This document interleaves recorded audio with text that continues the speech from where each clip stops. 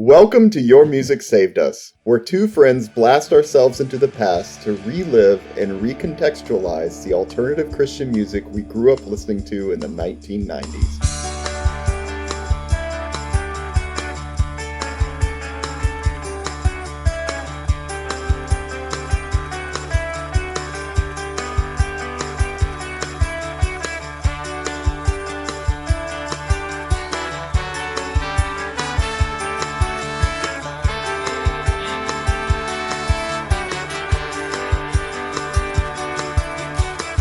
I'm Jay. And I'm Clifton. And Clifton, what are we listening to this week? So Jay, how often have you wished that a bar band could be like really good songwriters, be cynical as fuck while still being vaguely Christian, and on top of that, have horns? Never? Right? But want it or not, Loudflower brought that with their album Happy Now, and I am here for it. Okay. So, speaking of this, I believe 1997 album, how hard was this to find to listen to? Like just this side of impossible. I had to buy the album off of eBay or something, and honestly, that didn't sit well with me. So I ripped it, made some MP3s available to you so we could listen to it, and I put it on YouTube so that other people can find it now. And thank you for doing that. It made it easier for me and others. Yeah. Clifton, we've established they were really hard to find anything on this band. And even with the CD, we'll talk about the packaging at the end, but there's not a lot in there either. So You've done some research. Tell us what you know about them. So Loudflower formed in Atlanta around 1993, I think. Rob Groover, who was the lead singer and bass player, was kind of the driving force behind Loudflower and the primary songwriter. Rob's been in bands going back to the early 1980s. He was in a band called Design that put out a record in 1984. We'll put a link in the show notes to that, and so people can listen to it. It's somewhere kind of between, I would say, like New Wave and the Kinks.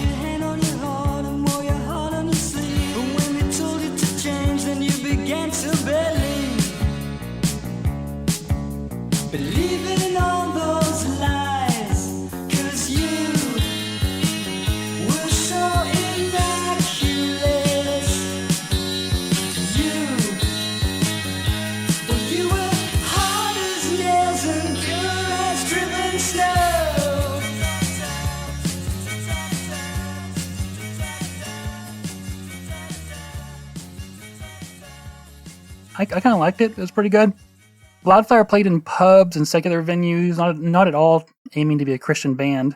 They got a pretty big local following, and according to one article about them, was named the best band in Atlanta by a local radio station. Do you remember local radio stations? That's a thing that doesn't exist anymore. Right. Loudflower was originally a three-piece, but Rob had ideas for horn parts and added them a bit here and there until they kind of became a mainstay in the band. In an interview with Seven Ball, he said, "Usually with this kind of configuration, you're playing reggae or ska. I've always heard horn lines while writing, so one day I just decided to take it in a different direction. We never really approached it as a brassy, jazzy sound like Chicago. I think that's why we have our own sound." The band had gotten a lot of steam behind them before getting signed to Grey Dot. According to the Grey Dot press release, they had opened for the Smithereens, Third Day, Donkey, the Ramones, Cheap Trick, Age of Faith, Tripping Daisies, Blind Melon, Hootie and the Blowfish, Dance Hall Crashers, Cracker, Veruca Salt, Squirrel Nut Zippers, James Hall, Our Lady Peace, and The Drag, among others. Before signing to Grey Dot, they recorded 2 songs that were put on the Grey Dot sampler, Same 3 Chords, that the label kind of sent out and gave away free copies of, and Grey Dot says that basically they got enough airplay on them to sign them. So at the time of recording Happy Now, Loudflower consisted of Rob Groover on bass and vocals, Mason Brazelle on drums, Wally Gates on guitar and keyboards, Loren Haefer on trombone, and Derrick Lee on trumpet. There was another trumpet player, Daniel McGraw, listed as a member of the band on the Grey Dot press release, but on the album he's listed as an additional musician. I don't know what that's about. On the videos of the time always show 2 trumpet players, so I don't know why he was not as a member of the band on the album.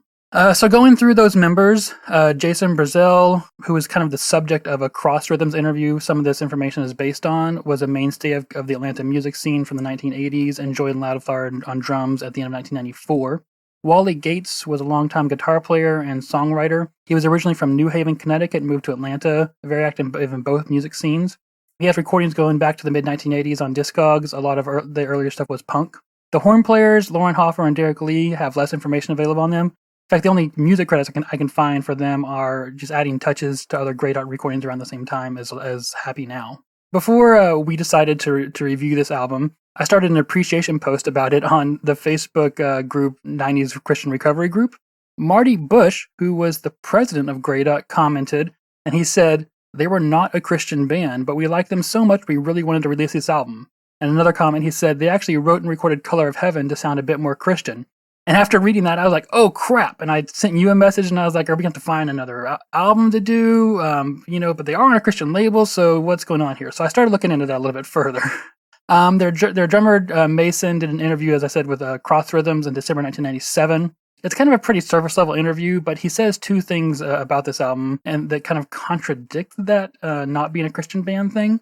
To quote him, "And as far as being a Christian band, that doesn't mean we preach or even tell anyone what or how to think. We're in a band to play music we like. If some of the topics involve some sort of spirituality, great. But we also have some that deal with relationships, sexuality, or even aliens." And later on in the interview, I really like this quote. He says, "My wife and I went to see the artist 0 close parentheses plus greater than sign." I think that's Prince. Yeah, it is. Okay.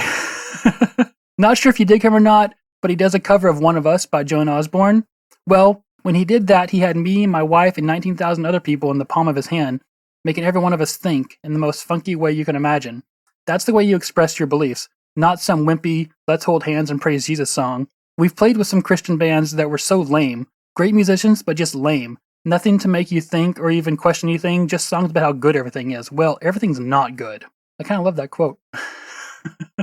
Yeah, it's kind of a great synthesis of some of the stuff, we've been listening to and talking about. The last band I did research on was Newsboys, and it was so easy to find interviews and articles about them, and it was all so boring. And in the end, there was only a handful of stuff that I even pulled out of it, But Loudflower, I have a hard time finding anything about them, but everything I found was kind of just little golden nuggets. They were all great. When Rob Groover was asked about Loudflower being Christian, he had a little bit different answer. He said, "Loudflower is more of a nighttime bar band. We have a lot of fun, but we feel our beliefs come through in our music. I like to think of the group more as a spiritual band. The focus of our songs is really love, understanding, and tolerance. To us, it's more an issue of how you live your life. Everyone has a certain core belief. Mine happens to be Christianity. I don't think you have to slam somebody over the head with your message. Bands like U2 and Live speak to me. Groups whose internal struggles become externalized in their songs. Hopefully my songs strike people in such a way that it'll make them look deeper and think harder about what they believe." So I don't know that it's really right to kind of dwell on a lot on whether or not they're a Christian band or what they wanted to be even, but I think that perspective is important in kind of how we're going to listen to the music.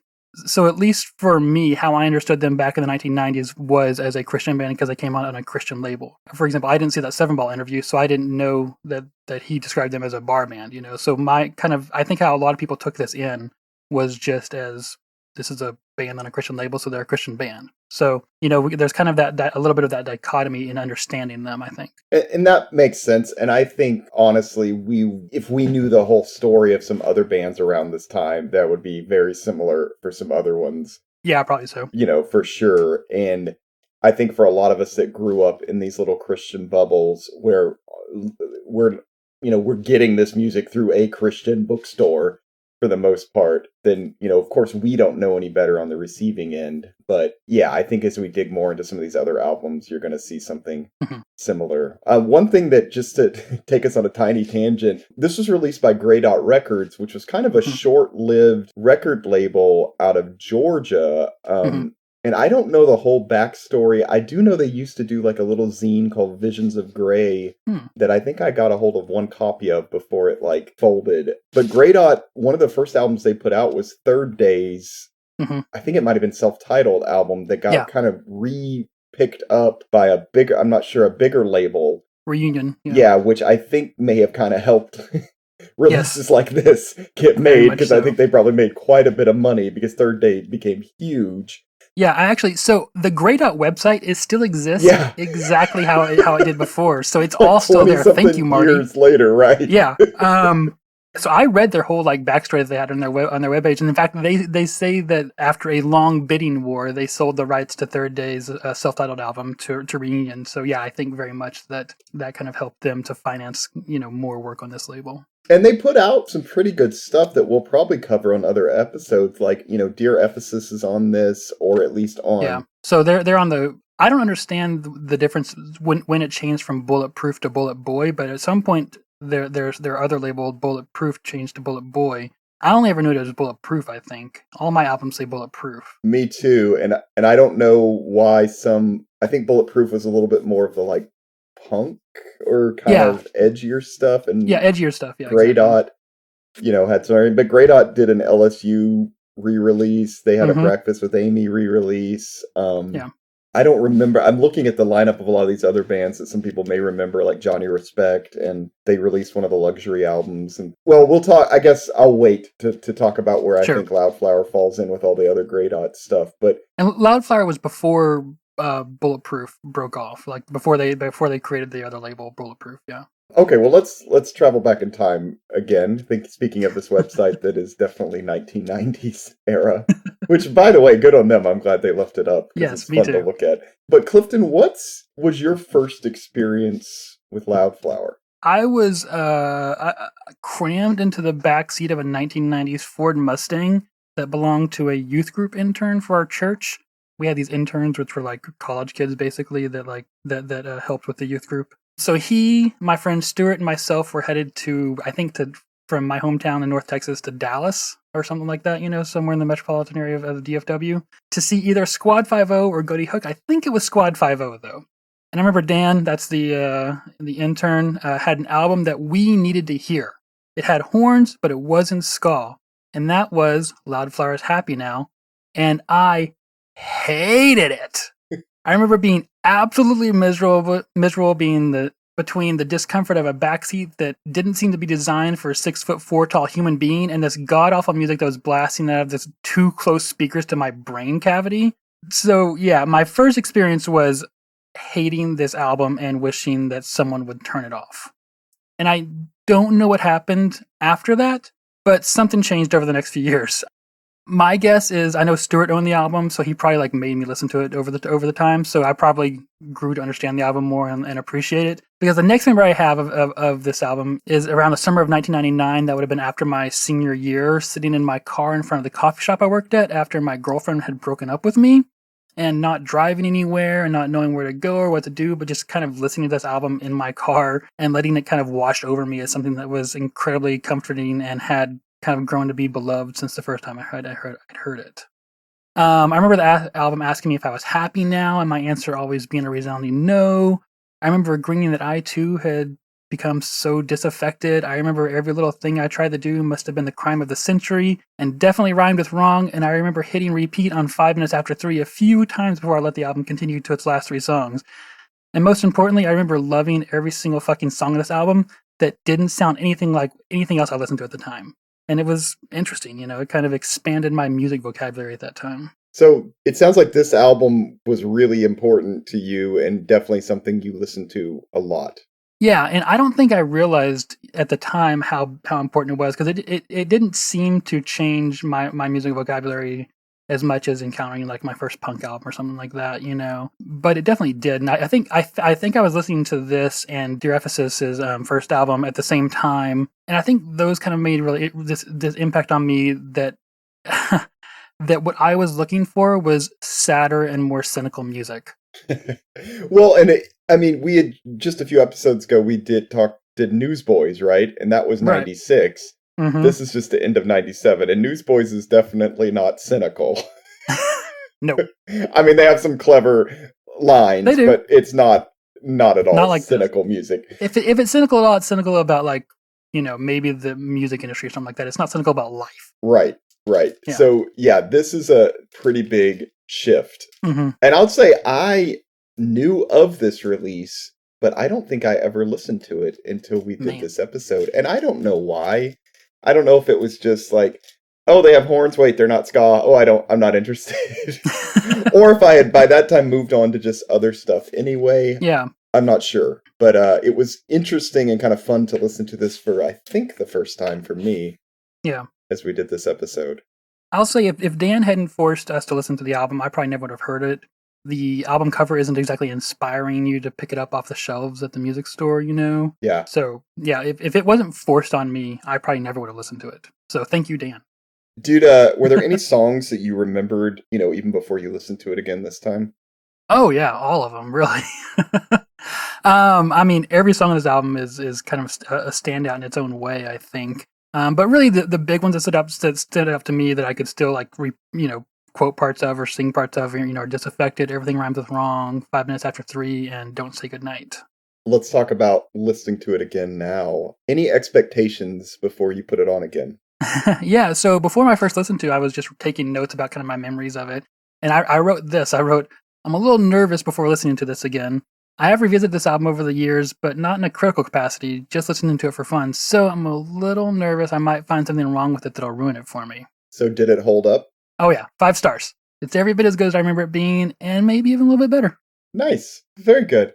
Well, let's kind of more dive into the album. Yeah. Look at the songs. Can we just start with kind of describing the sound of the band? Because it's hard if you haven't heard it, because you're like, yeah, it's rock with horns, but it's not ska, and that's still not that helpful. Right, yes, it's not. Because it's still, even then, it's unique, because your first thought is going to be Chicago, and this is not Chicago. Right. Or ELO, for that matter, So, yeah, let's talk about the sound. So, I think the first good place to start here is just to let Rob talk about the sound of the band.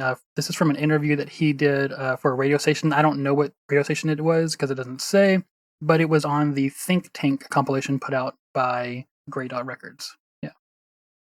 Really, one of I think our hooks, one of the Loudflower hooks is the horn section, but I think what is even stronger, or a stronger hook about this group, is the fact that we don't use horns the way most people do or have used them before.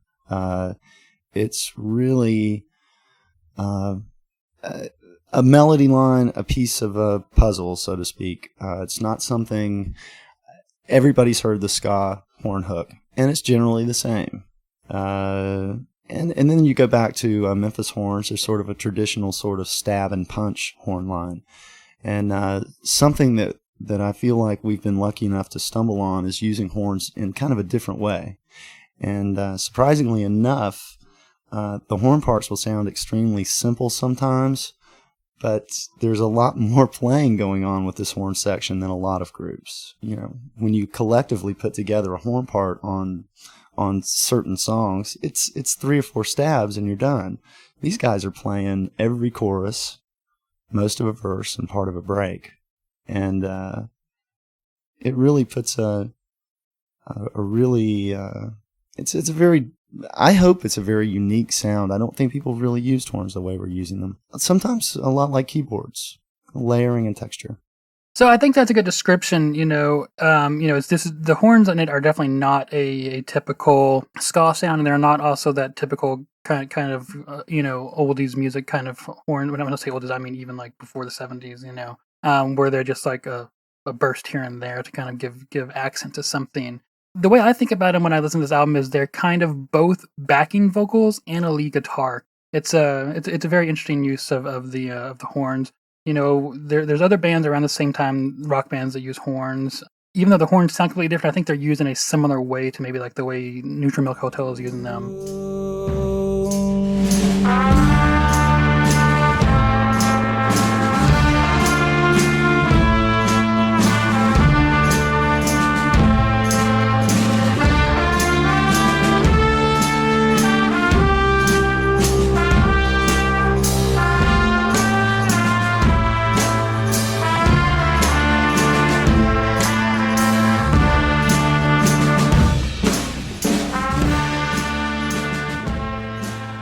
I texted Clifton and I was thinking Rocket from the Crypt, because that's a band I knew from this time.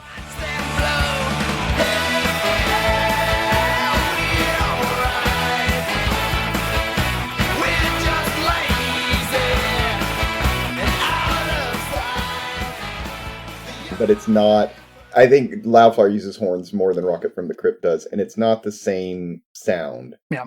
I will say the Loudflower has a very like 90s alternative sound. And so if you can imagine that with horns, you're getting closer, but Yeah. still probably doesn't do it justice.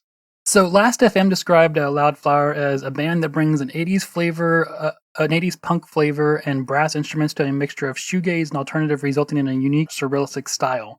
Cross Rhythm described it as Loudflower, great name, have managed to create an original sound that sets them apart from the crowd, mixing harder rock sounds such as The Clash and Led Zeppelin with a horn section. Yes, I know it sounds bizarre, but it works. This is definitely rock with attitude. Those powerful horns give you an extra kick in the guts with every syncopated stab.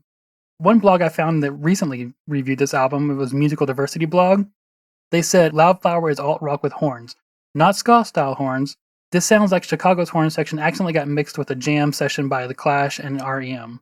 It shouldn't work, but it does beautifully. Seven Ball said, the six-piece group supplements the classic guitar, bass, drums lineup with a chorus of horns performing vocal-like parts. The horns trail singer Rob Groover around like a sad sax Salvation Army band, echoing and augmenting the mood and emotion of the songs. I think that one's actually a pretty good description. Yeah, it is. And again, I like the description you read where somebody said it shouldn't work, but it does. And that's kind of how this album feels.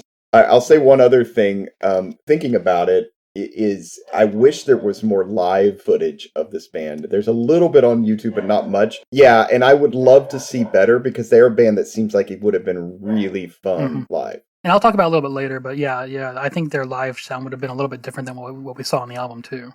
Well, let's jump into the songs. Let's start off with the first one, Everyone But Me. What are your thoughts on that one?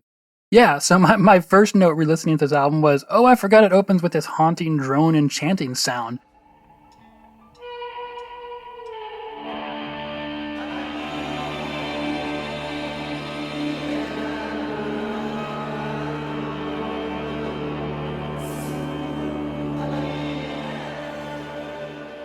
This kind of drone kind of puts you back on your heels, I think, it sets this almost introspective mood for the album before just bam, guitars and horns just come in raging.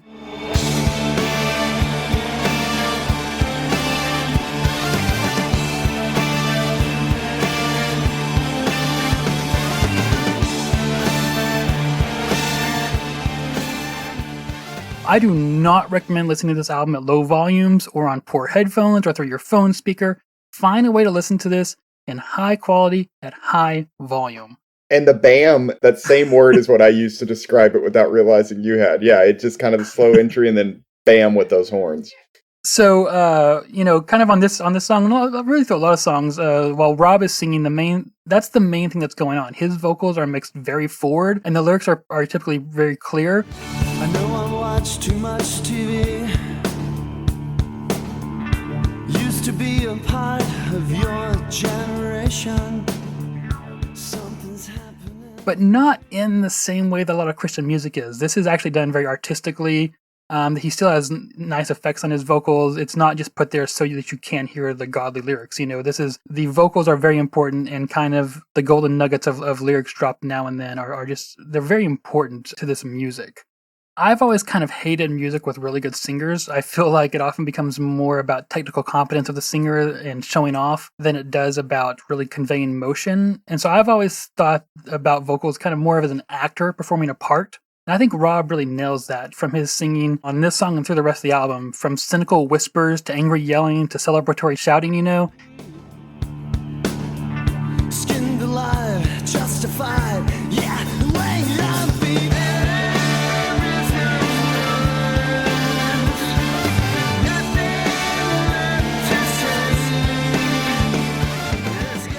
He uses his vocals kind of to give as much meaning to the lyrics as lyrics themselves. So the second verse has these kind of driving horns accented perfectly with this moving bass line. And I kind of just want to talk about some of these just lyrical nuggets that get dropped. One thing he says here is, I know I shouldn't talk to strangers. I know I shouldn't pray out loud. And it's just one of those things that's always caught me. I don't know why. It's just one of these weird things that I think the lyrics on here, I'm talking more about later, they really make you think. They said that in those interviews, and I think they really accomplished that. I'll play a sample of it here. I think this will probably be our most sample laden episode that we do, because it's really hard to explain what's going on. But then kind of all the instruments drop out at the end of the second verse, and Rob whispers this thing really quickly, and it's in kind of this like breathless voice, like, and it's just. I don't believe it's any order. Let it be loud, it's okay, it's okay. It's so good. He's so good at capturing the emotion that he wants to convey with his vocals, just by acting out the parts that his vocals are supposed to be conveying. You know, I think it's just really, really magical on this album. There's kind of this big musical bridge that goes back and forth between short bursts of guitar solos and horns, and it kind of like falls apart into this guitar forming this comforting drone behind the horns until there's nothing but the drone left.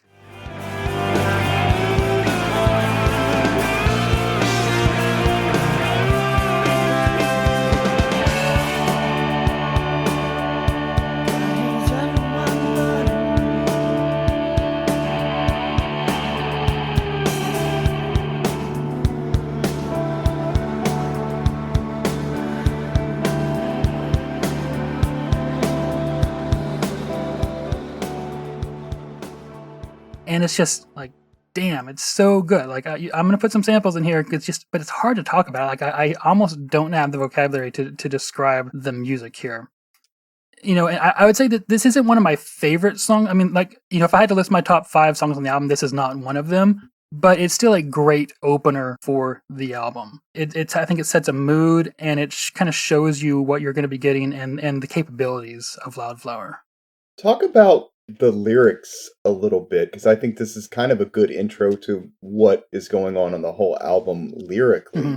To me, they seem kind of, I guess, opaque enough that you can kind of take them multiple ways. Right. Which is what I kind of think works with the whole are they Christian or not Christian thing in a lot of these songs. But what did you think was going on in this one?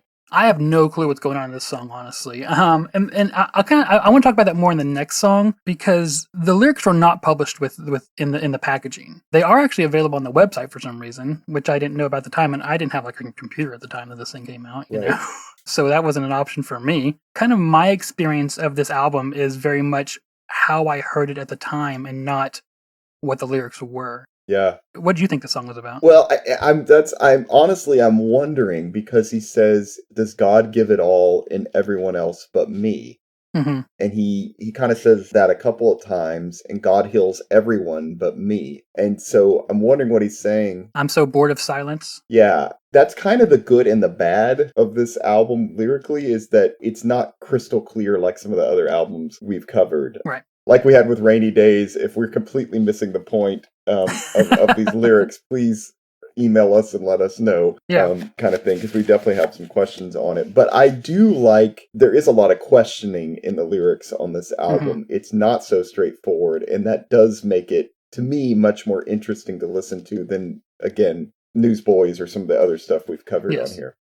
Yeah, I mean, that ethos that the drummer covered in that interview where he said, everything's not fine, is very apparent from the first song on this album, the song ends with Rob shouting, "I'm so bored of silence, God heals everyone but me."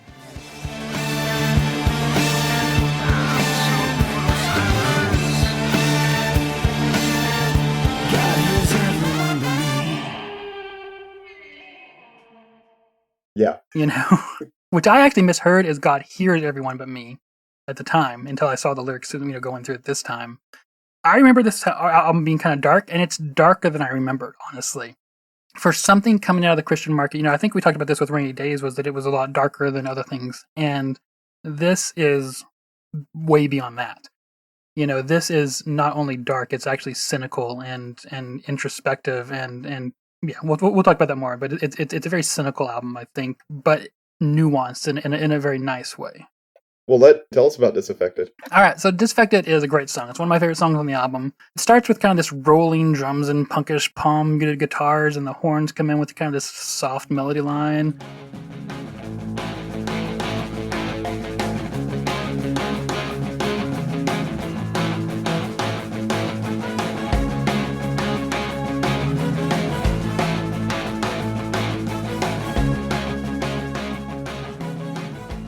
And of course, Rob comes up with his vocals, and the lyrics are just these wonderful cryptic nuggets of contemplative wisdom, I think. As I said, the lyrics weren't pepped with the album, so how I experienced this album is just what I could understand the lyrics and how I interpreted what I could understand. Because sometimes if you don't have all the lyrics, it's hard to interpret things the way it's meant to be. So I'm only getting what I can get out of it, right? I'm only getting what I can hear. But there's these great lines like, too many images in my head, too many words better left unsaid, which he kind of just whispers as kind of like, Too many images in my head. Too many words but left unsaid. and then later on in the song, there's these lyrics that he kind of screams as an accusation, but maybe at himself, where he says, "How does it feel to be cynical? How does it feel to be cynical? How does it feel to be a zero? Wait, no. How does it feel to be a zero?" And sometimes he says, instead of saying cynical, he says minimal. I think that's just for 18-year-old Clifton. That was a heavy line to hear after being unceremoniously dumped. And it was very comforting to me to hear someone say that, I think. As I said, it's hard to understand the lyrics here, and so towards the end of this verse, Rob says something about someone coming and save the day, and kind of screams again, "Yeah, saves the day." Come on, hero, save the day. Yeah, save the day.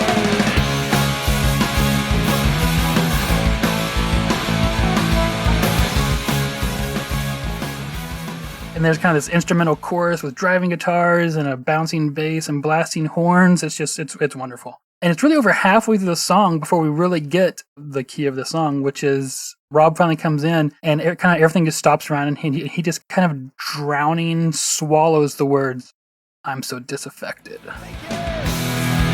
I think it was. I'm so disaffected. Yeah, I'm so disaffected. So what?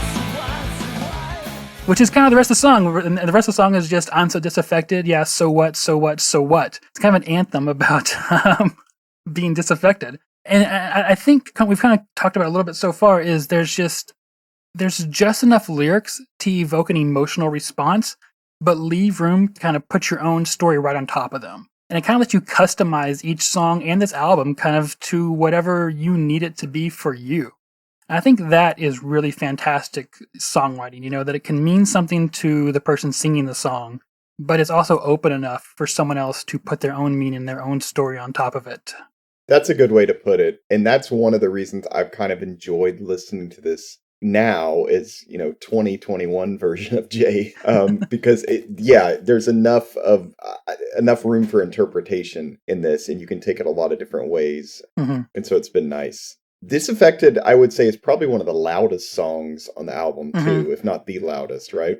That's true, yes. Yeah, I mean, there's definitely, it probably has the most screaming on the album, I think, and some of the hardest guitars. And one of the things that's weird about this album is that you can tell that this is like hard rock, but it's recorded in such a way that it always feels like there's just a little bit left out of it. And it's not in a disappointing way. It kind of also lets you, once again, kind of write over more of your meaning to the album, where you can, if you want to feel the heaviness of the song, you can feel the heaviness of it. And if you want to not feel the heaviness of a song, you can not feel the heaviness of it, But I think that, especially with listening to this song, these guys would have been amazing live. Like this is one that I wish I could have heard live. I think you find that throughout this album, you hear a song, you're like, man, I would really like to see this live. And I would have loved to have seen it. I don't know if they even ever did, but like footage of them playing at like Cornerstone or something was like a really big crowd. Yeah. Where, a large percentage of the people already knew the songs or something. Yeah. Like that would have been really great footage. And as far as I know on YouTube, there's just 2 different live clips of them, and neither are anything that big like that. Yeah. I want to know, I want to hear what you think of this song is about. Like, how would you define Disaffected from this song? Yeah, I don't know. Okay. I mean, it sounds like he's just kind of talking about that feeling of being disaffected, and like it says in the song, how does it feel to be a zero? How does it feel to realize you're nothing, basically, and kind of coming to terms with that? I don't know. What's your overall take?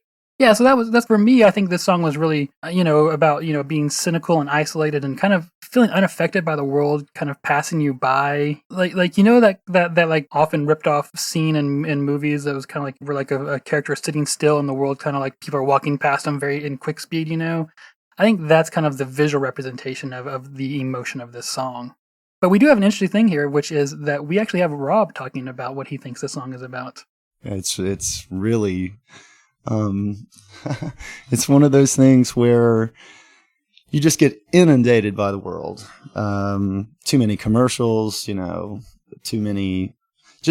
much information, just like Sting said, too much information in my head. And after a point, you lose your color and everything's kind of gray. I hope people don't see it as a negative word, because I see it more as just a state. It's something that, there's just so much going on that suddenly you become numb. You're disaffected to it all. And I was fighting against that. At the same time, I can feel that way. So I think that's a very interesting description. I like that he says, I hope that people don't take it as negative.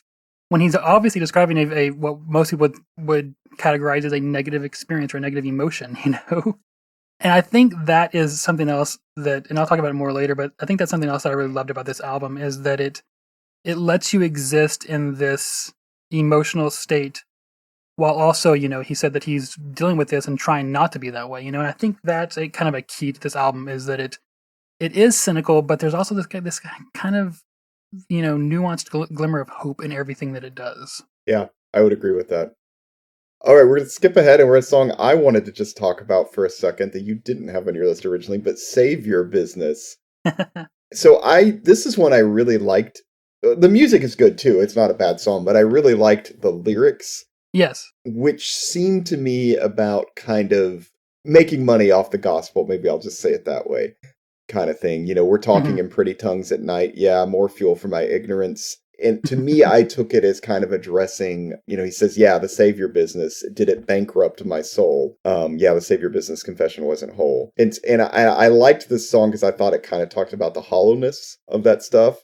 And then I also thought the end of the song was very bold. And this is something Teenage Jay would not have grasped at all, I think. But I really like what he did. He says, I've found God and I've lost God.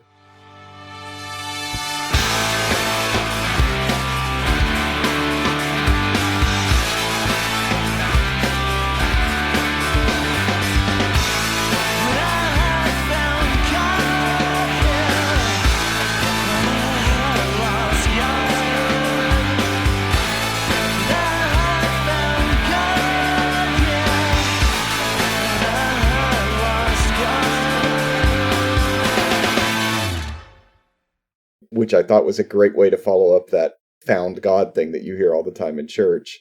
Yeah, and not just that, he actually, even in the lyrics over and over again, it's I have found God and I have lost God, and I have found God and I have lost God, kind of on and on. Which seems super honest. Yeah. But no one would have been saying back then. In fact, I'm kind of surprised sometimes this is on the album, actually, just knowing the market. Yeah. And so I liked that they weren't afraid to tackle that. He mentions also confession in that, and you see that in a few other songs, also referencing Hail Mary in a couple of songs. So it makes me wonder if he was Catholic, actually, in kind of that perspective. Yeah, I always got a real Catholic vibe off these guys when I was, even when I was young. Yeah, that this isn't the same kind of Christianity or the same, Christian theology that I come from. Which, in the world we grew up in, I mean, being Catholic was basically like not being a Christian. Yeah. It was a different religion. Which is also super interesting. Yeah. And I as a kid, I remember really liking this song musically and vocally, but not because one of the few things you can understand in the song is that he repeats the phrase, "Yeah, the Save Your Business" over and over again. And I'm like, okay, I don't know what that's about. Right. But it's interesting to revisit it now, knowing, I know exactly what this is about. Yeah. And one little nugget that I found when I was re-listening to it with the lyrics was, he says, yeah, the Save Your Business, and what was the reason? And did I just kill God again? Wow. Right. I don't know what there's nothing expounds on that. So we have no clue what he was, there's nothing else to interpret what he was just saying there. But it was just, I think that it's in part of the song where he's kind of questioning He's not just saying here's what's wrong with the Savior business, but he's like saying if I question the Savior business, did I just kill God? Part of me wonders, they get signed to Grey Dot, Mhm. Christian label. I think from either the interview I listened to or read, it took them like 7 months to do this album Yeah. or something. They had quite a while building it. And it sounds like they wrote, like a lot of this material was pretty new. Right. And I'm wondering how much of this, and we know he wrote at least one song to kind of please the Christian market, but I wonder how many of these other songs were written kind of as a response Yeah. to that same market too, like this one. Yeah, and that's something that you pointed out when you were watching the live videos, was that so much of the live videos are not songs from this album. Yeah. And I'll put that interview that we've been playing, I'm going to put that entire thing at the end of this episode so that everyone can listen to it. It's in that interview that he says that they went in to record a 5-song EP and they just kept writing songs. So most of the songs in this album were not written before they went in to record this album or before they got signed with Grey Dot. All right, let's talk about the next one because we still got plenty of songs to cover. Yes, Crime of the Century. I will say before you start, on my notes, I was like, wow, this sounds 90s. For some reason, this keeps making me think Losing My Religion by REM, and I know it's not the same. It just, the beginning, something reminds me of it. It does. It just has this underlying feel. Yeah. Yeah. So anyway, but I want to hear your take on it. So this is one of my favorite songs on the album. And yeah, it does start off kind of with this like almost this easy listening feel to it. You know, there's a jingly 12-string guitar kind of going kind of in the background, you know, and there's some smooth guitar licks laid over it.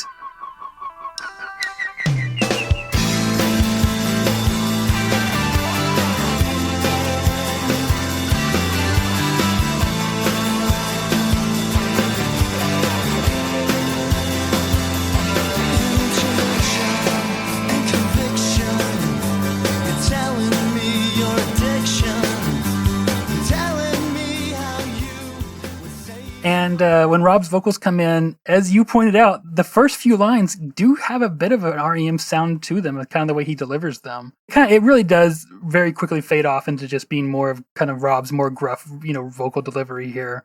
The music continues to be almost this easy listening thing that my grandfather could easily be listening to, but Rob's vocals make it sound like a rock song. So it has this interesting kind of dynamic to it. And once again, I'm going to keep pointing out these kind of like vocal nuggets that I loved, you know, when I was a kid and through today. At one point he says, so the crime of the century, you know, is I think the point of the song is that someone's telling him kind of how to live, you know, and the crime of the century is that he wasn't that way before, you know. So he says at one point, "You're telling me how you would save the world," which I don't know if that's a lyric, because if you look up in the lyrics, it says, "You're telling me you're a consumer of more," or something like that. But because I went back and listened to the lyrics, and I cannot get the lyrics on the website out of this. I just keep hearing, "You're telling me how you would save the world." But then there's another, you know, later on he says, "You're telling me you're in my tribe. You're telling me how I should sing this song." Being an 18-year-old at the time, or even younger when I first started listening to this album, once again, you know, you're a teenager and you have this angst building up inside of you. So, you know, you are getting told how you should live all the time, because it seems like everything you do, every choice that you make on your own outside the church or outside of, you know, adult supervision ends up being the wrong choice. And so, you know, even though I think it's completely a world apart from what he's singing about specifically, I think that still as a teenager, I very much identify with this song because, you know, as we talked about before, you know, if you choose to wear flip-flops or shorts to evening service at church, that's the crime of the century, you know? The lyrics in the chorus are kind of simple. It must have been the crime of the century. I must have had it wrong all along. Just Rob's delivery is just beautiful and just really emotional and pulls that out. You know, I usually hate guitar solos, but this album for some reason does them in such a way that I don't hate them. There's a kind of this wall guitar solo right here, which is very eye-rolly for me even while it's going on. I'm like,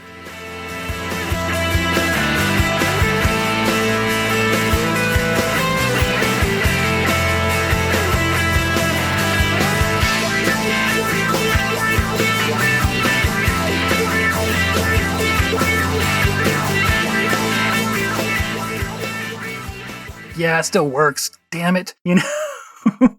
It just feels like it's such an organic part of the song and kind of mixed with the horns, you know. It is the song. It's not just some asshole laying a layer of you know, riffing on top of the song. I think it's just an integral part of the song.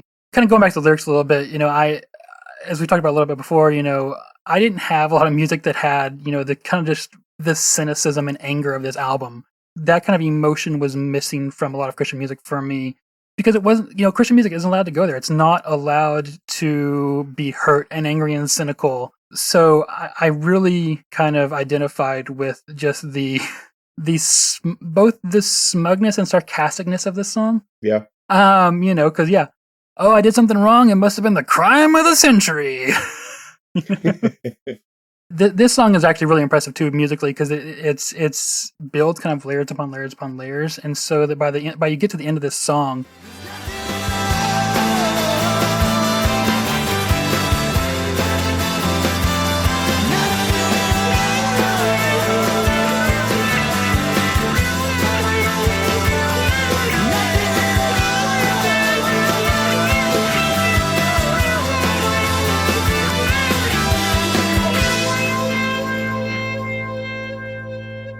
There's a ton of different things going on. The horns are doing different things, It's absolutely gorgeous, yeah. Let's talk about the album title track, Happy Now. Yeah, and I've read some of your description, and I think you do a good job, so I'm gonna let you go for it. Yeah, so this song kind of has a Boston feel to me. Kind of that first Boston album, especially like kind of towards the middle of it, where it has some of these 12-string guitar kind of riffs in it, And the opening kind of just layers slowly these heavy drums with this reverb-drenched snare, which is a very 90s thing. Some of these smooth guitar licks again, like the previous song, that 12-string guitar. And it brings in this almost painfully slow horn melody. And at the same time, it's just perfect, Coming from a world of punk and ska and a bit of alternative rocks, a slow song evoking the emotions that this feels is just not something I was used to. So one thing that really jumps out to me on this song is just how great the horns are and how complex they are in their layers. I mentioned on the Adventures of the OC Supertones episode how overly simple the horns were on that album. All of them kind of doing the same thing at the same time together. This is the exact opposite of that. The horns in this song layer and echo and harmonize. They create the melody line with this powerful vocal fill from this delicate, powerful plane to create certain sounds from the horns, not just blasts of energy. And it's just, like I said, this is going to be our most sample-laden episode because I'm going to have to play here a sample of that, what that sounds like.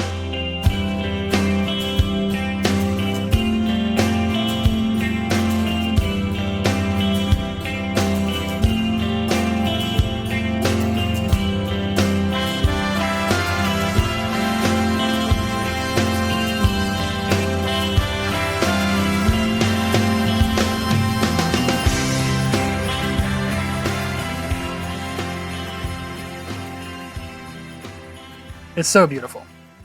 The chorus is just the backing vocalist, kind of this slow walking, I wouldn't mind if I stayed here for all time. And Rob comes in with his kind of just softly asking, are you happy now? Hope you're happy now.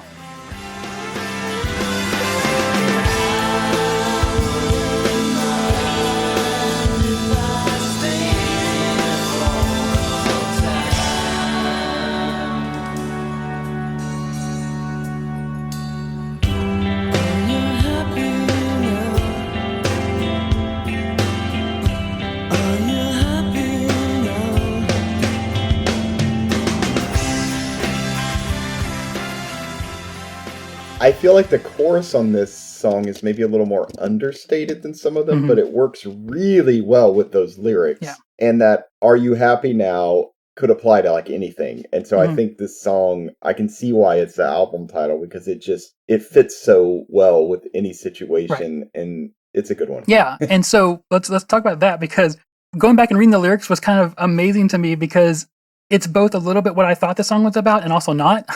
Okay. I'll say that when I was a kid, my answer to "Are you happy now" was always no. Kind of because this was kind of one of my go-to kind of sad time albums. The opening lines to this song are, "Sometimes you wake up, you're not the same. There's no confusion. We share the blame." I think this song is kind of about looking back on a recent relationship and just hoping that your former lover is happy now. As a kid, I always felt, the question was directed more towards the listener because I didn't have the lyrics, and it's honestly kind of hard to understand a lot of the lyrics on this song. And even if you can understand them, they're so out of context, let's say, that it's hard to understand what's going on. And so, but looking back on it, he's kind of painting a picture of just those good times they had together and kind of remembering that fondly, I think. So there's this really kind of bar band guitar solo. And this is kind of the most guitar solo on this album. Although, once again, it still works, but you can really just see the guy stepping forward in front of the stage, kind of pucking up his face, as he just pours these riffs over the people. And just...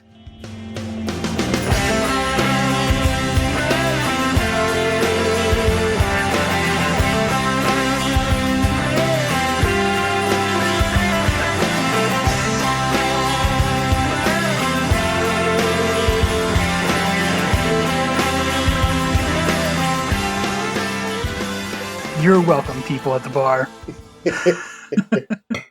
They really are like a bar band, though. Yes. That fits. And that's not a bad thing. No. For this.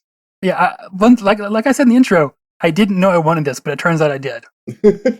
Because I made myself, I listened to this album on my noise-canceling headphones kind of louder than I probably should have. In the outro to it, which is all just very horn, just like there's just so many horns going on at the same time. Under that, there's actually some backing vocals that just very slowly whisper, "Are you happy now? Are you happy now?" Yeah, it's kind of beautiful. Like there's just so much going on in this song that you don't hear unless you really turn it up loud. Which I only recommend doing once for your hearing's sake.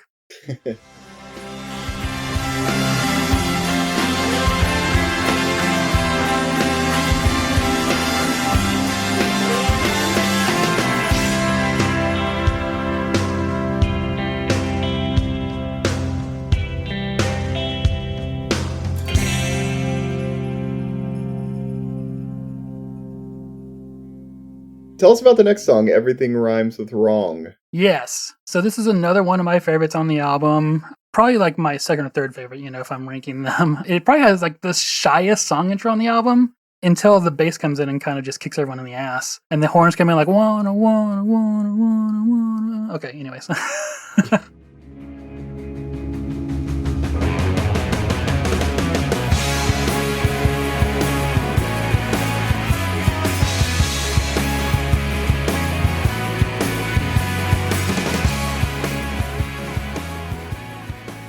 So, and Rob comes in with these rugged, kind of exhausted vocals, backed by this warbly, unsettling guitar. Says, "I heard it on the street and everybody knows now. The writing's on the wall and everybody knows now. Hey, why can't I see you? Tell me, why can't I be like you? Why can't I see you sometimes? To see you now, to feel you now, to see you now, to hear you now." And it's wonderful.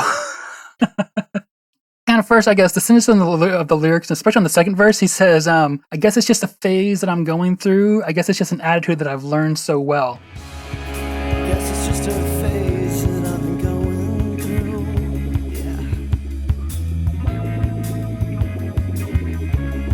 Yeah. Guess it's just an attitude I wear so well.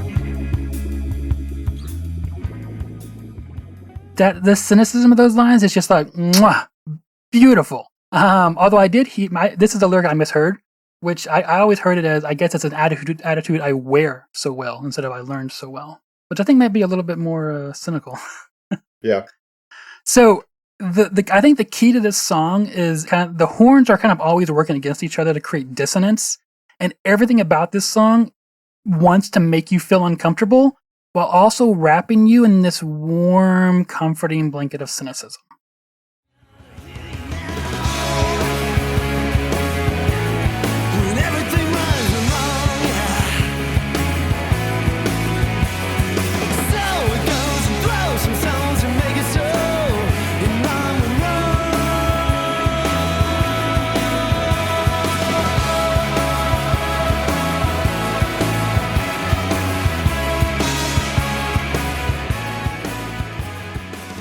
Kind of for me, where I'm coming from, where this album is really cynical, although Happy Now is the title track of the album, to me, this may be the thesis song of the album, I think. Yeah, and of course, there's repeated over and over again as the chorus and everything else is, everything rhymes with wrong. I think, for me, coming from where I was, after my girlfriend broke up with me, stuck in my hometown, and knowing I was leaving for college in a few weeks, I was heartbroken. There was a lot of pressure to buck up and be happy and whatnot. I think this album, along with Dear Ephesus, I think at the same time, really, it felt like it gave me permission to be sad and cynical and not feel like I was a completely bad person for doing that. Or even at the very least, just not feeling alone in that, honestly. I mean, that's obviously very important to me at that time, just giving me something to hold on to. Other people had their Nirvana and their whatnot on the radio, but as, someone stuck in the Christian culture, there was nothing else like that what other breakup music were you going to listen to? Yeah, true. What did you think about on the song when he says, "Now I sell the guns and grow some songs"? Yeah, I don't know. Okay. I just have it written down here with a question mark next to it. Yeah, no idea either. And also in this song, is there anything literal about this? Like everything rhymes with wrong? Like, are we looking for other words that rhyme with wrong? Like song? Or bong? Or whatever else? That's a good question. I always just took it as the metaphor of, everything I do. So here's my meaning, okay? Especially kind of coming from why can't I see you? Why can't I be like you? Kind of what I took from that is, and this is heavily laden by my girlfriend issues at the time with the unceremonious breakup. It's kind of this kind of like, you keep telling me that I did something wrong, but I can't see what it was. Like, I don't understand it, Mm-hmm. So because I can't understand it, I guess I need to be more like you, because everything I do rhymes with wrong. And this cynicism, yeah, it's an attitude I wear well, and it suits me nicely. So I think it just has kind of this kind of someone pronouncing judgment against you because you didn't do it their version of right. And they've kind of made that into a moral failing. That sounds right. I mean, yeah. But I don't know. This could also be a song about God. Well, I don't know. Yeah. Well, okay. Speaking of songs about God, let's talk about The Color of Heaven. Because supposedly this was the single, and this was the song that they added to be more about God. Although when I look at the lyrics, I mean, it's more religious, and he mentions the Hail Marys and things in here, but I don't know if it's really that much about God. I also, just on a side note, don't understand why this was the single out of all the songs. It was the first single. Disaffected was also a single. Okay, yeah. That's a better song. This is not that great a song. I would have put almost any other song per single. First off, I agree with you. This seems like the least religious or the least Christian song on this album to me, But maybe I'm saying that as someone who always understood Christianity as a struggle, and not so much kind of the way a lot of people did was as kind of a happy, everything is fine, worship God type of thing, Right. I will say that in kind of that appreciation post that I made on the 90s Christian Recovery group on Facebook, people mentioned this song. There's also the radio version. The single is a little bit different from this song. The guitar solo was different or something like that. I couldn't really tell that much difference. It's a little shorter. Yeah, it is a little shorter. But people really like this song. They heard this and they went looking for the album. So, I guess it did its job. But it's one of my least favorite songs on the album, honestly. Tell me about 5 minutes after 3. So this is one that I would repeat for some reason. I don't know why, but I would just push repeat on this song over and over and over again. So it starts off with kind of just Rob's exacerbated vocals, so much younger yesterday. I'm so strung out now. What else could I do? And then he kind of whispers, but wait for you. So much younger yesterday. I hang around 5 minutes after 3. And I'm so strung out now. Hey, what else could I do but wait for you? That's great. And then there's kind of this trombone that echoes kind of defeat, and it's like, whoa. Anyways, okay.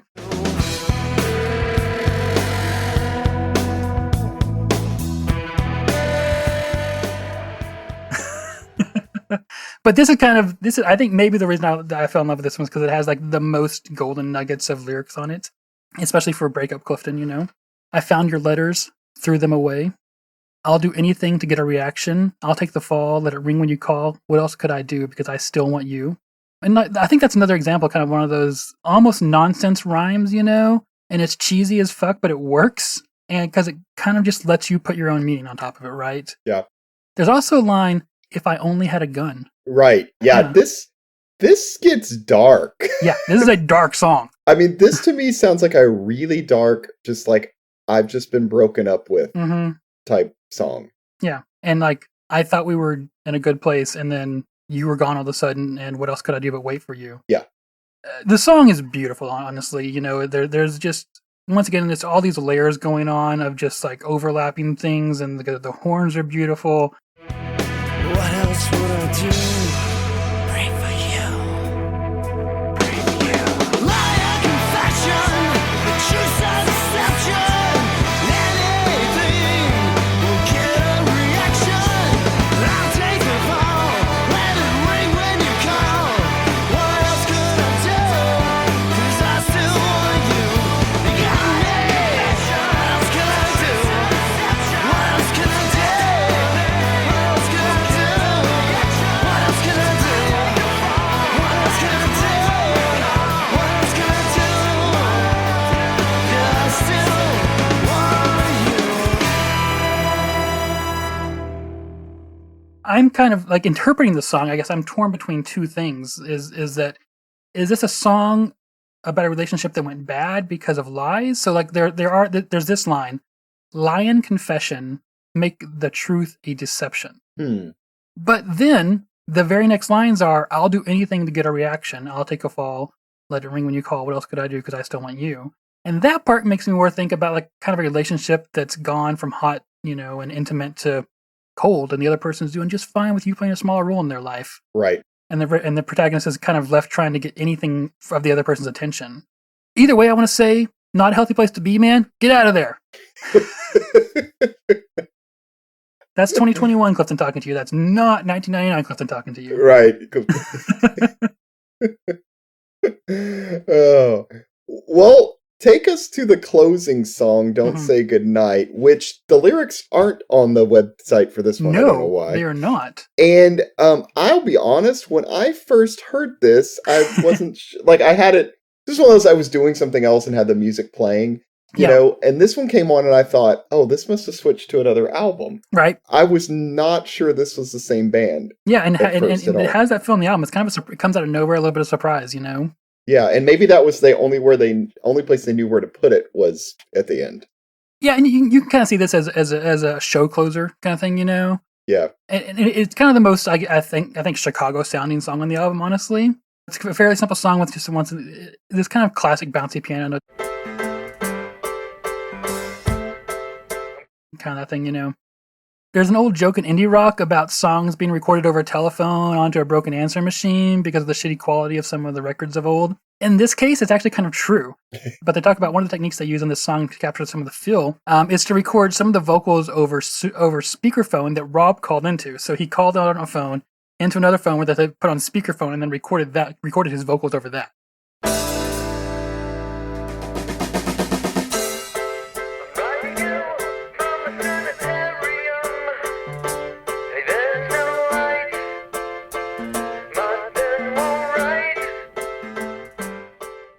And honestly, it really fucking works. On my first listen through, I wrote this. I said, the distance this song feels away from its subject is vast. It kind of encapsulates this entire album, or at least the feelings that this album draws forward in me. This desperation to feel, to experience, and to have someone to share that with. The lyrics are doing that. The way the song is written, the way the song is performed, the way the song is recorded. It's just. These are guys that know what they're doing in a recording studio and writing songs, Yeah. Yeah, and at one point, that kind of bouncy piano gets replaced by a bouncy Rhodes organ that kind of then stretches into these long, yearning sweeps.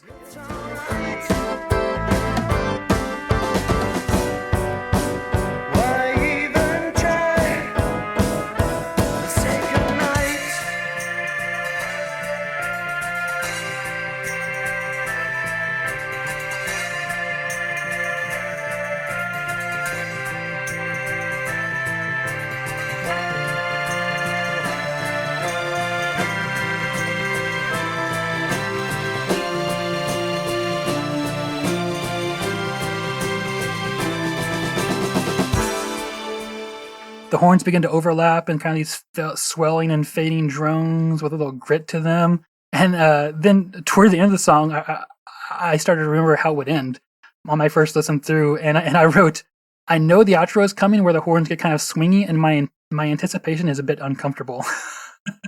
Just because it takes so long to get there. But it's just, I don't know. I like the way it fades out at the end.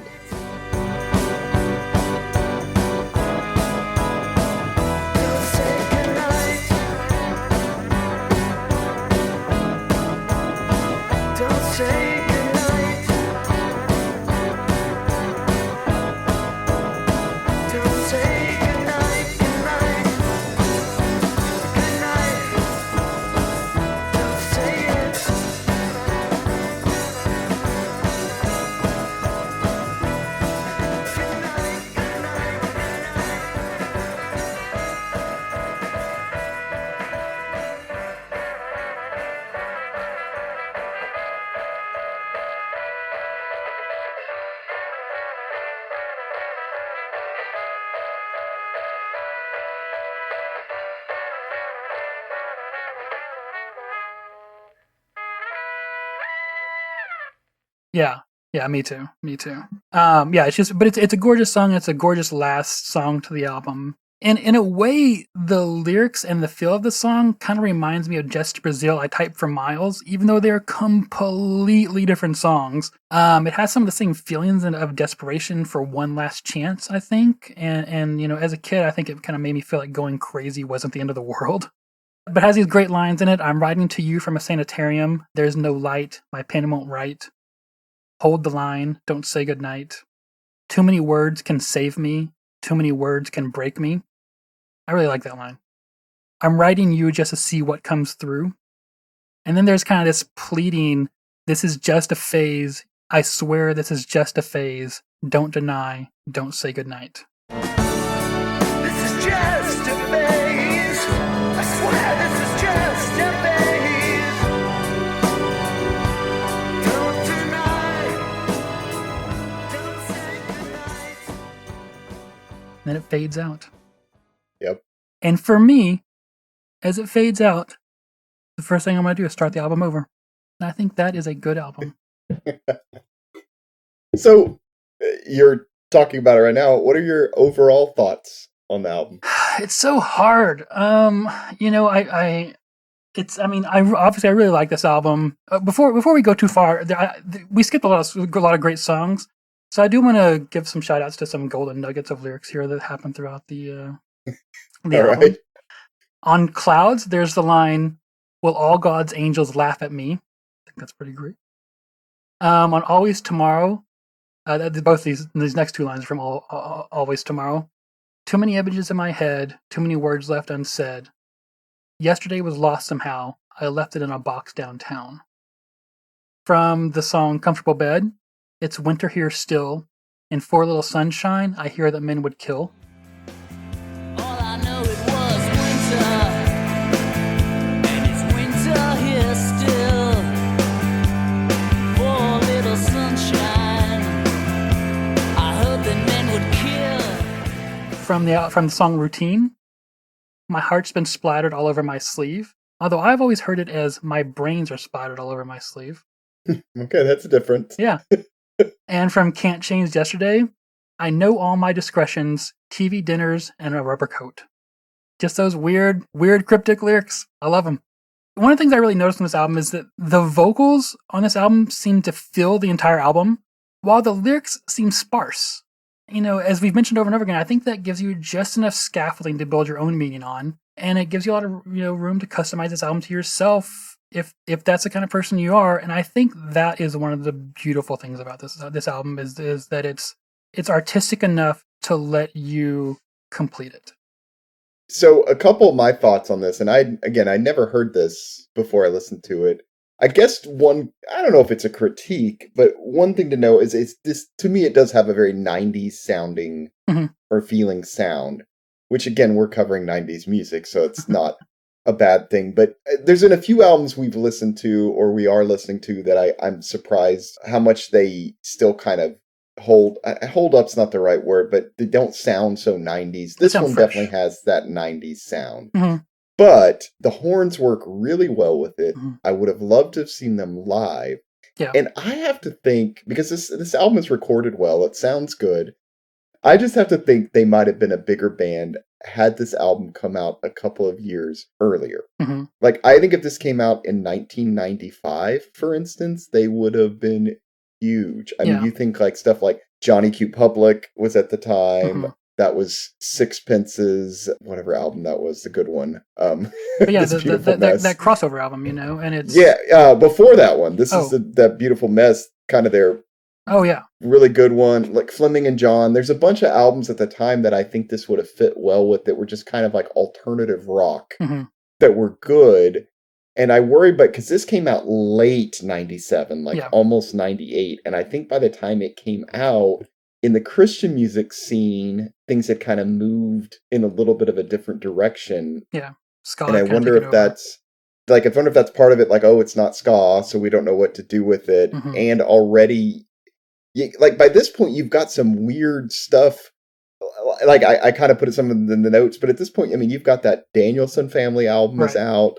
The Second Roadside Monument album is out. Like, there's a lot of stuff that's really pushing the limits musically on stuff, which this does too in a way, but I think it just must have gotten overlooked. It also sounds like they had some issues with the record label. Yeah, which we'll talk about here in a minute. Yeah. Kind of after this. So I wonder if it didn't get the support after it came out that could have used, and possibly even like touring support and things like that. Because I think this is kind of, maybe a hidden gem and something that was vastly overlooked. Yes. And again, in the right hands, maybe a couple years earlier, could have been really, really big. Which is a shame, because they were around. Yeah.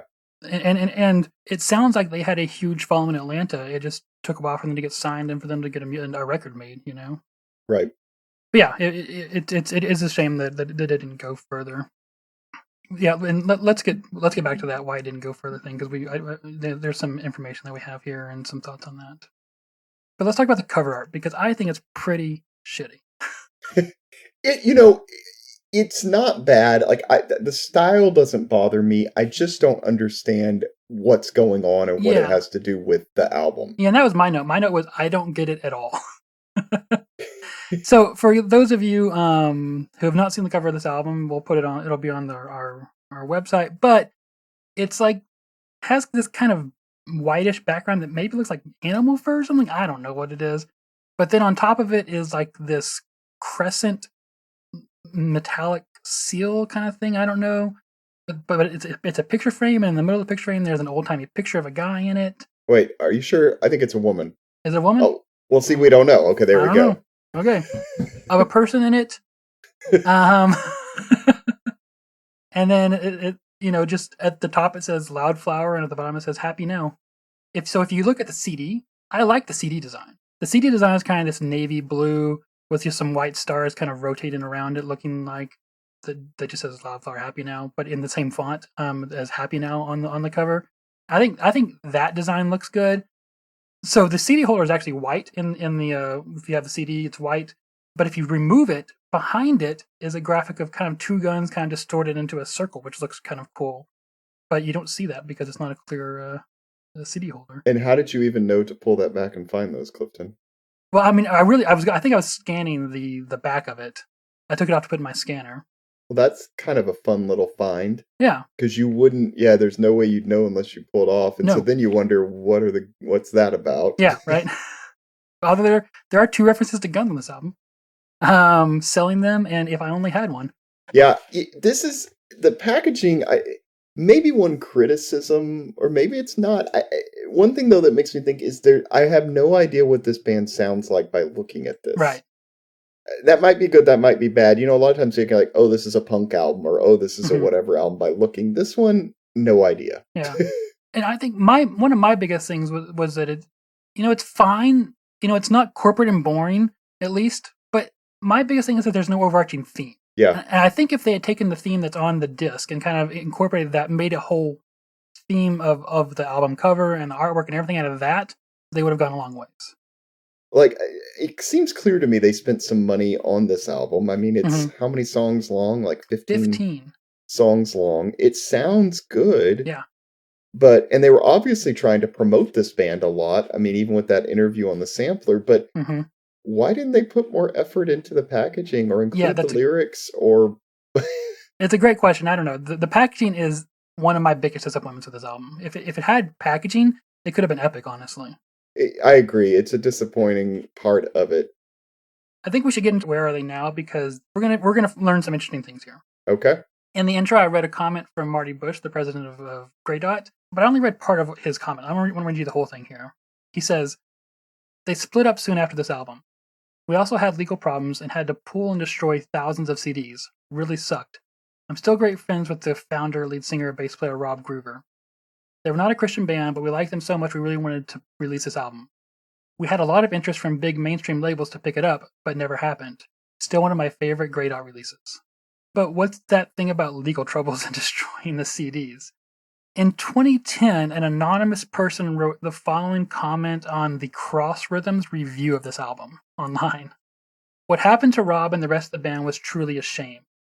The band sued the record company Grey Dot and its distributor Brentwood Music because there wasn't a written contract where the terms were agreed upon and in place, and they were held in litigation for almost 3 years.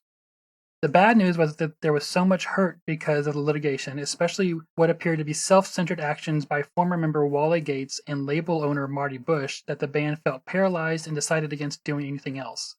More importantly, Tom Zutaut, a well-known A&R person at the time, had signed the band for new demos after the litigation, and then he shortly parted ways from Island Records' Def Jam during that period of label consolidation prior to 2000.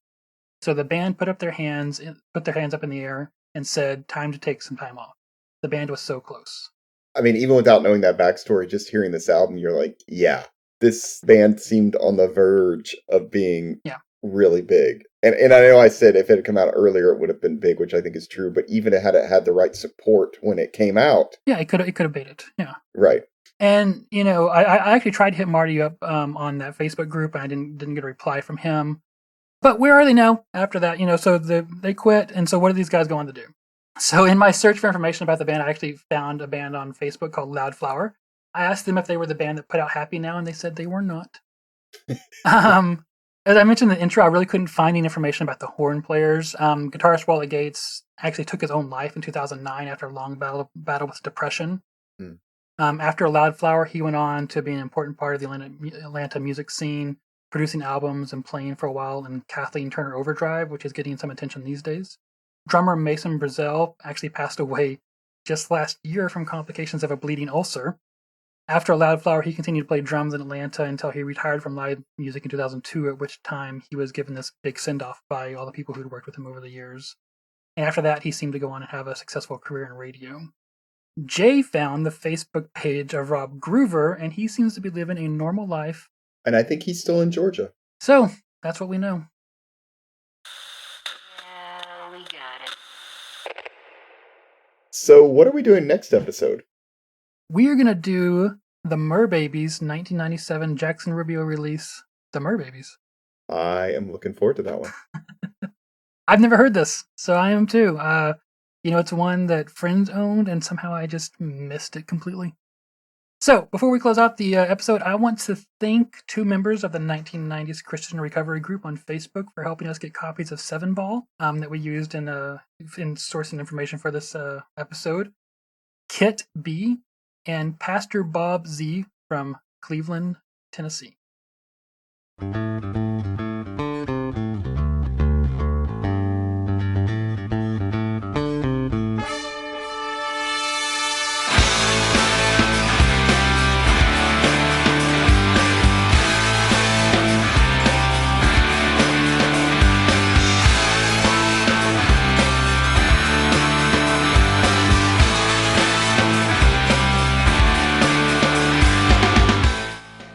Thank you for joining us for another episode of Your Music Saved Us. If you enjoyed your time with us, please leave us a review or share this episode on the social media of your choice, where you can probably follow us at Your Music Saved Us, or email us at yourmusicsavedus@gmail.com. The music in this episode is the work of Loudflower and is used with apologies, not permission. We should start a campaign to get Rob or What's Left of Grey Dot to put this album on Spotify or Bandcamp or something, because it's art that people need to be able to hear. Yes, agree. All right, bye. Everything rhymes with wrong.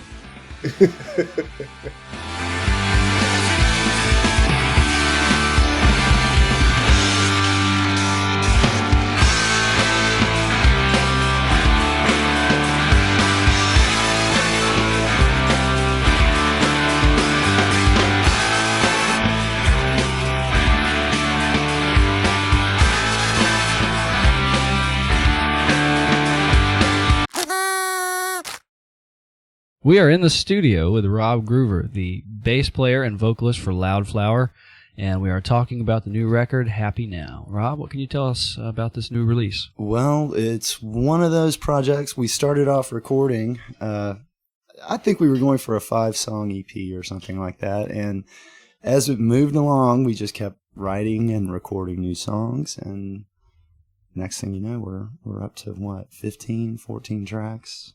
15 tracks, I think it is. Yeah, with 3 or 4 castaways that are going to be A's and B's singles. So, it's just one of those projects that kind of took on a life of its own. Tell us a little bit about how you chose to work with Grey Dot. What was your initial associations with the label, and where are you guys now? Well, I'll tell you, if anyone knows a lot about the music industry, so much of it is just product thrown on the wall. And it was real important to me, and I think the rest of the group, that we work with people that care about and understand the music. And like I said, so many times people don't quite get what's going on with the people in the group, with the situation. And I felt like the guys at Grey Dot understood what our music was about, where the band was coming from. And I don't know, that was a lot more important to me than a major label contract or money. It's more important to be happy with the people that you're working with. That mattered. Have you guys always been Loudflower as we know it, or have there been different incarnations of the band? Is this pretty much what you've done the whole time? I'll tell you, we've everybody's got a history musically, sometimes ugly, sometimes pretty, but really, Loudflower's it's kind of evolved. I think I'm the one surviving member at this point. We've got Wally Gates on guitar, and Mason Brazelle on drums, Derrick Lee on trumpet, and Loren Haefer on trombone. They've all been playing with me various times throughout the last 3 years, and I wanted to make sure the chemistry was right and the sound was right. And you can probably hear from our different recording sessions how things evolve and change. And I think overall, Happy Now is a pretty consistent representation of the last year and a half of Loudflower. The songwriting in Loudflower has been compared to everything from Bob Dylan to the Counting Crows to Earth, Wind and Fire to the Clash. How exactly do all these elements collide? How does the songwriting get done in this band? It is very much collaborative. What happens is somebody will usually I'll have an idea about something that needs to be said, at least from my perspective, an idea, a really good hook from a guitar line. It's really just a combination of things that pull together and sort of make this Loudflower sound. Really, we've had tunes that were extremely punk that became very pop, and vice versa. The tune will usually take you where it needs to go. Don McAllister is a familiar producer to this particular genre. He recently did an album by a band that's on the charts right now called Caedmon's Call. And he also produced your album. What's it like working with Don? Well, we met Don, I guess about 3.5 years ago, right whenever he first opened the studio. And I don't know, there's just something that works between us. He understands the sound. It was just, someone that we ran into. I've worked with a lot of different producers, and Don lets the group get basically what we would like to hear, and tries to take an overview of the group. I know he just finished the Caedmon's Call right before our project, and had a much bigger budget. So, but hey, for us, what we like to do is just throw things down, and Don let us do it. And we were all real happy with the way that the project turned out, and Don's a great guy to work with. You talked about how Don is really good at capturing the sound that you guys have as a band. How would you compare your sound to others? I know you have a horn section. A lot of the popular bands now have a horn section, a lot of ska bands. Mm-hmm. How would you compare or contrast yourself to that?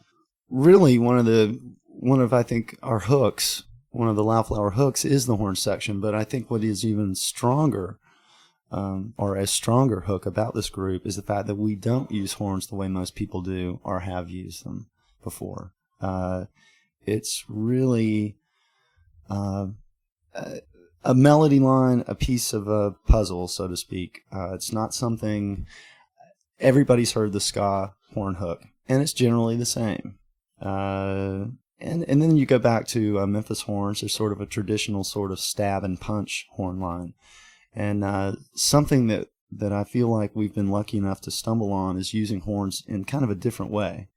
And surprisingly enough, the horn parts will sound extremely simple sometimes, but there's a lot more playing going on with this horn section than a lot of groups. You know, when you collectively put together a horn part on certain songs, it's 3 or 4 stabs and you're done. These guys are playing every chorus, most of a verse, and part of a break, and it really puts a really it's a very, I hope it's a very unique sound. I don't think people really used horns the way we're using them. Sometimes a lot like keyboards, layering and texture. Is it what you heard as a section when you first formed the band, or is this something that you stumbled on by accident? It's a combination of things. We were doing a radio interview on 96 Rock, and a kid called me up and said he was a horn player, and I just kind of put the word out on the radio, and next thing I know, the lights are callers number 1, horn section number 2. So yeah, literally one radio interview, and there we were. We had a horn section. One thing Grey Dot does is a good deal of marketing within and outside of the Christian market, and the bands that it chooses are bands that are candidates for that. In the case of Loudflower, there's several different series of beliefs within the band. Mm-hmm. How do you as a Christian reconcile that so that it doesn't produce any kind of discord in the overall effect of what you're doing? Well, it's really all of our perspectives, and it's not like we're coming from extremely different beliefs here. Really, this group is not about telling people how they should be or how they should live or how they should feel. It's a lot more personal aspect to religion, organized or otherwise. And the big thing that I like to stress is that we try to, in a lot of ways, live by example. And we're not perfect, you know. It is rock and roll.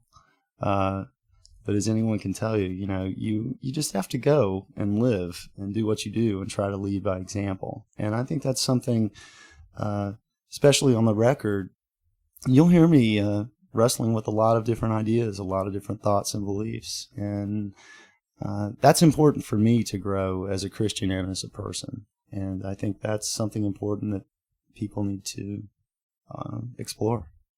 The current single out from this album right now is a song called Disaffected. Mm-hmm. And I just learned the other day that wasn't even actually a Webster's Dictionary word. It was something you kind of cooked up yourself. Tell me some about what's behind the lyric of that song. It's really it's one of those things where you just get inundated by the world. Too many commercials, you know, too much information, just like Sting said, too much information in my head. And after a point, you lose your color and everything's kind of gray. I hope people don't see it as a negative word, because I see it more as just a state. It's something that, you know, there's just so much going on that suddenly you become numb. You're disaffected to it all. And I was fighting against that. At the same time, I can feel that way.